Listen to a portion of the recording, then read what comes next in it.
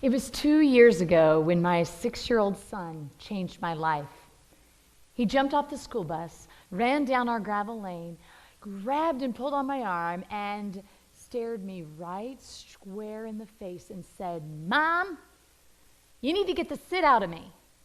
Now, he said this in his very matter-of-fact kindergarten voice, and I had him repeat that phrase a couple of times because I was worried there was a serious mess I was going to have to clean up. As a mom, I was aware that he had had a very difficult kindergarten year. For every drop-off ended in tears. He explained to me after I took the time to listen that all he wanted was more art and more science, more movement, more independence. This simple idea of getting the sit out just meant to him being outdoors on our farm, playing in dirt, and spending time with family.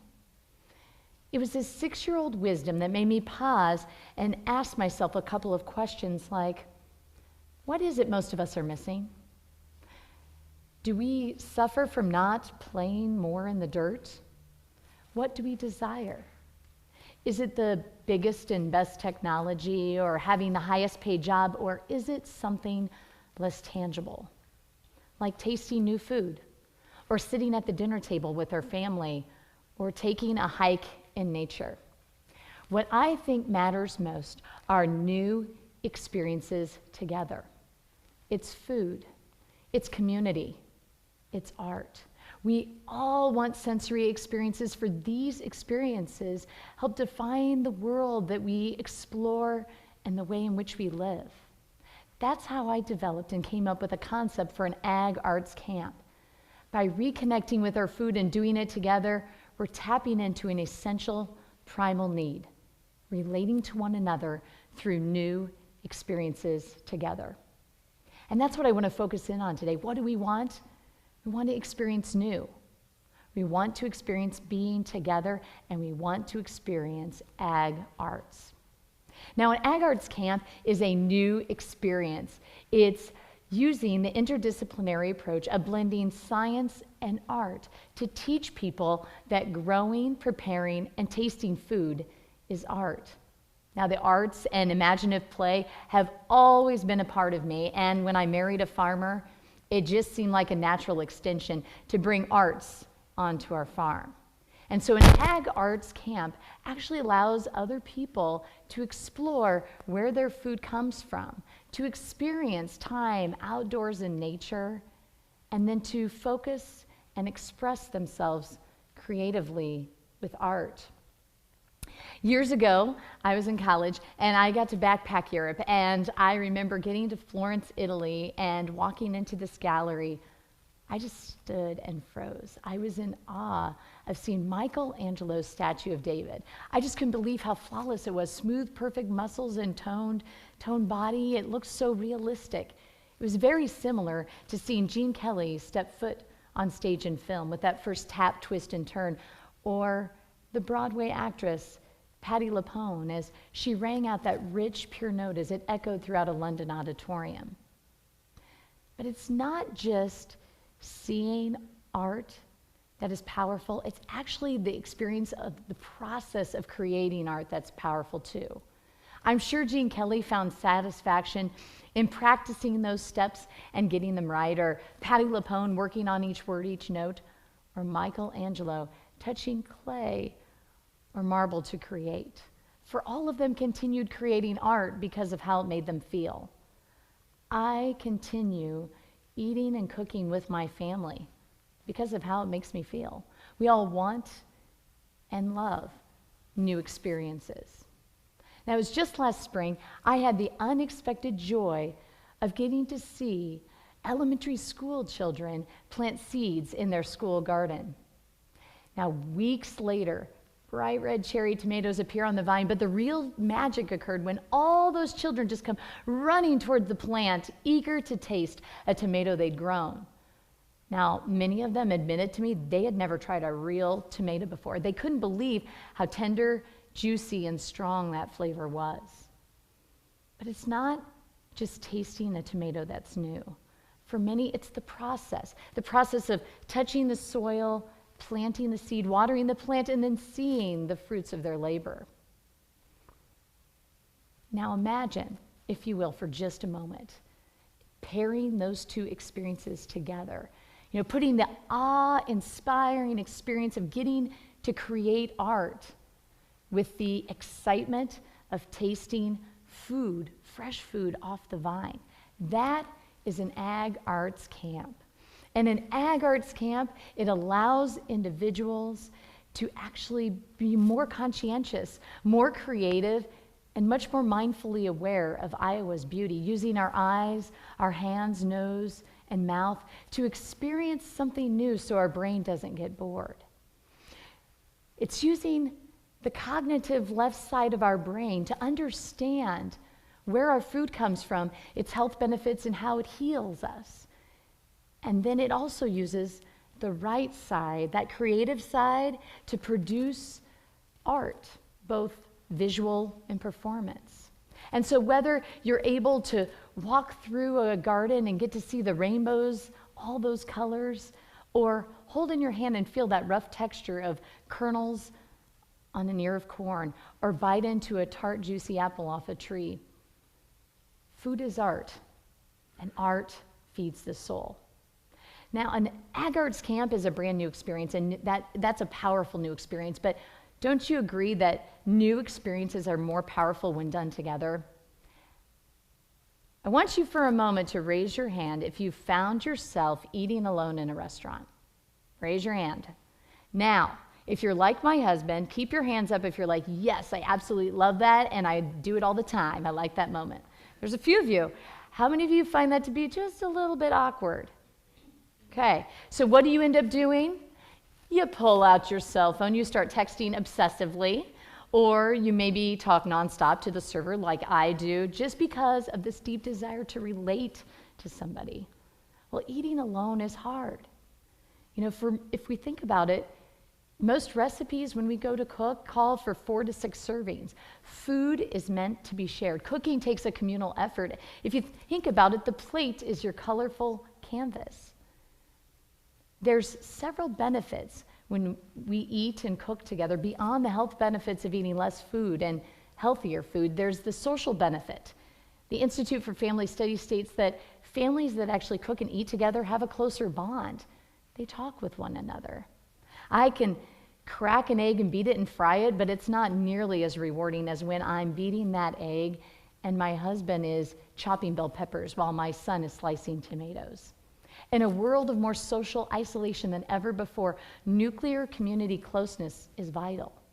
Even National Geographic's Dan Buettner from the Blue Zone Project says that part of living a longer and happier life is relating to one another. And we can relate to one another on farms, with food, and with art. As artists in our kitchen, my husband and I, we just love cooking together, but it wasn't always easy. For years, he'd eat and he'd hurt. I began to worry it was my cooking. Migraines monthly, a 7-year infection that required medication and just wouldn't go away.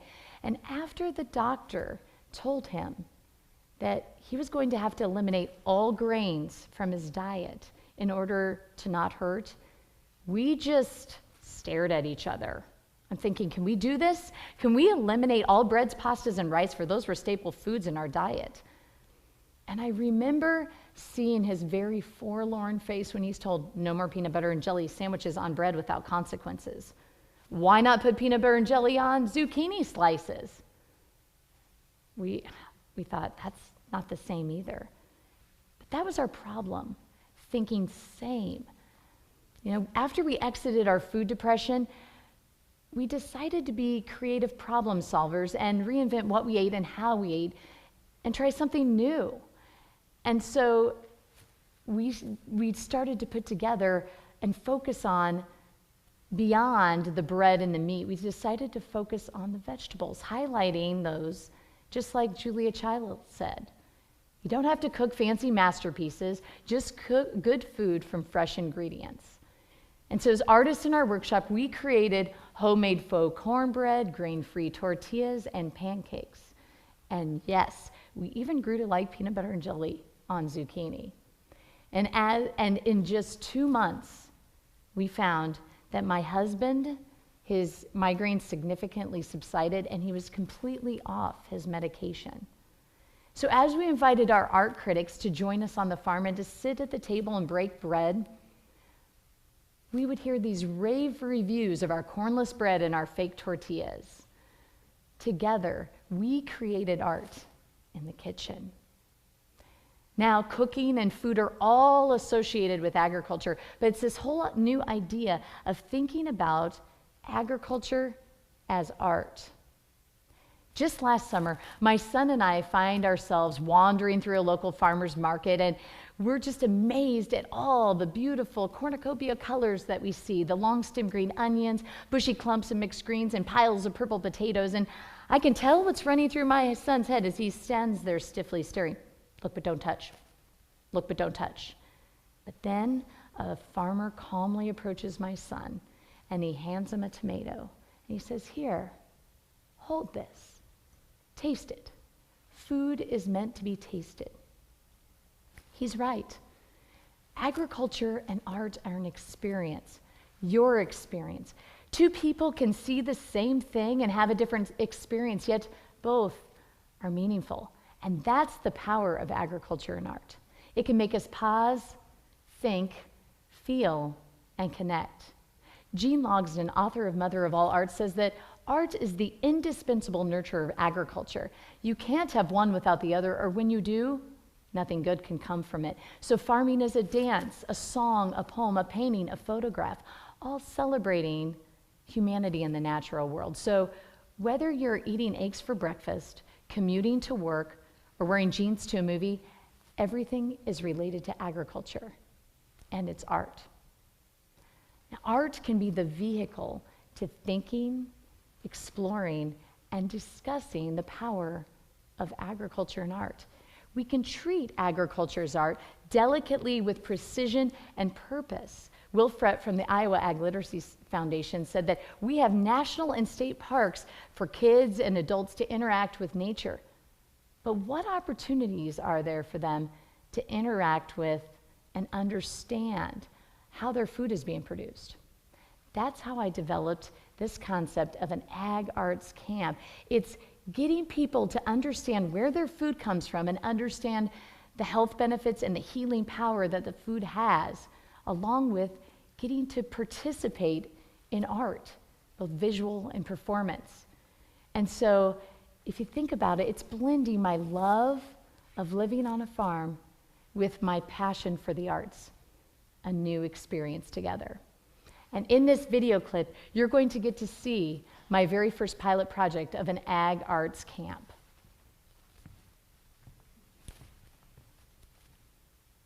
So what is an ag arts camp?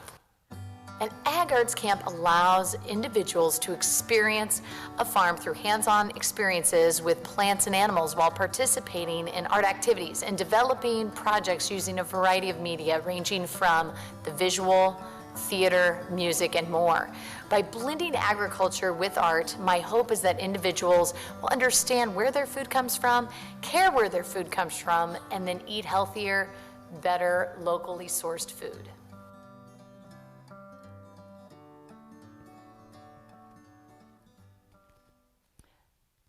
So this is one of many ag arts experiences where you're just getting people gathered together on farms, learning about agriculture, tasting locally sourced food, and then engaging in a creative experience with art.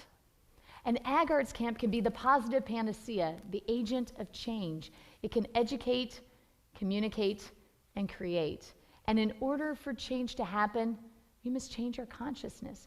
We must be aware of what we eat and how we eat. It's making the familiar unfamiliar, fresh and new for the first time, and doing it together with agriculture and with art. There are many benefits to bringing people together outdoors, on farms, but the magic goes when we switch from the I to we. We touch the soil. We taste the food. We share the story. And in an international study of the environment and public health, they noted that educational curriculum outdoors improves with great amounts our mental health and well-being. And even my graduate professor, Dr. McKenna, says that no one can truly be self-actualized without access to green space. So an ag arts camp not only has physical, mental, social, but spiritual benefits. And so while your brain is trying to figure out what's happening next, an ag arts camp can trick that brain into giving these perfectly satisfying sensory experiences.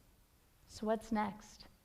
My dream is to unite more farmers, artists, healthcare professionals, and families, getting them on farms, understanding where their food comes from, and then as well as that healing power that it has, and use art to elicit discussion about our food system. It's also collaborating with other like-minded individuals like Mary Swander, who's getting artists on farms to do art. And it's also bringing families from the Ronald McDonald House on our farm to help them heal. These families will actually touch the soil and learn from a farmer the importance of soil health. And then with that clay soil, they'll craft a pinch pot, and with a potter, fire it in a kiln. And then a week later, eat fresh food out of the pot that they made. An Ag Arts camp is going to emphasize that soil is a living, growing organism, that it creates a permanent record of those who touch it. And all of us put our emotions directly into that soil, so it's our responsibility to care for the soil and for each other. An Ag Arts camp can bond communities and initiate a deeply organic experience in nature. Imagine a healthy food system. Families on farms outdoors, eating together, doing and learning art. Now that's art. But it takes time, it takes patience, and it takes community. As you go back home to your communities, pick up a tomato from a local farmer's market. Hold it, taste it. Prepare and eat a meal with your family. Spend more time in nature. Touch some soil, plant a seed. Notice more art and agriculture. Share it. Connect with it, even feel its healing powers. Together, we can create more art and bring more agriculture into art. I challenge all of you to seek new, to seek more sensory experiences using your eyes and your hands and your bodies to experience art and agriculture, to have new experiences together. Thank you.